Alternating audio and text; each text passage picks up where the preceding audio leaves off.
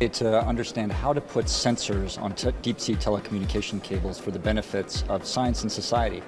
And the three things we're looking at are to measure ocean bottom pressure, which is used for tsunami warning applications. It's also used to understand about sea level rise. As we know, a warming climate is going to raise the sea level, so if we understand more about the sea level, that type of measurement can help us prevent governments with more detailed information. We're also looking at measuring temperature down in the deep ocean as well on these cables, because a temperature measurement is going to give us some understanding of how much heat is stored in the bottom of the ocean, but because it's going to cause the sea level to expand, right? Just like warm water expands. And that could tell all our coastal communities, give them more information how to plan and mitigate for sea level rise in the future. The last sensor we're looking at putting on is for seismic.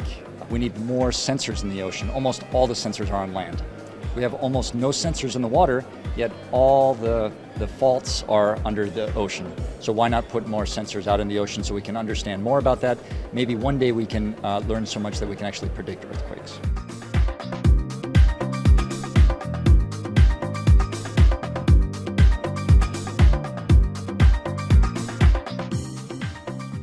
In this particular case, we're here at the ITU Green Week to look at the possibilities for using future generations of submarine cables to carry environmental sensors to help monitor climate change, in particular the changes in the heat content in the deep ocean, and also, possibly more importantly, to detect tsunamis in order to give timely warnings to those communities that might be affected by tsunamis.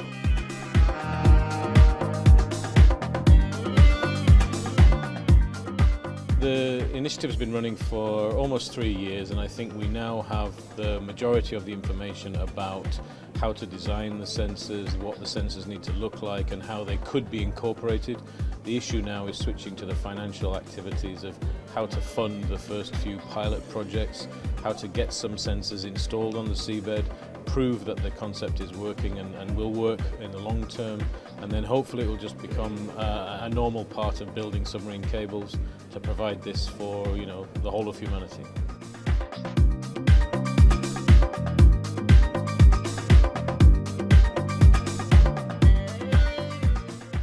So there's discussion with the telecom suppliers as to whether or not we could put instruments and sensors on their cables and not impact their cable, because the fiber optic telecom cables are the basis of the internet. But equally important is to understand what is happening in the oceans, and if there are changes to the oceans, what are the implications of those changes, and how are those changes affected by what we are doing on the surface.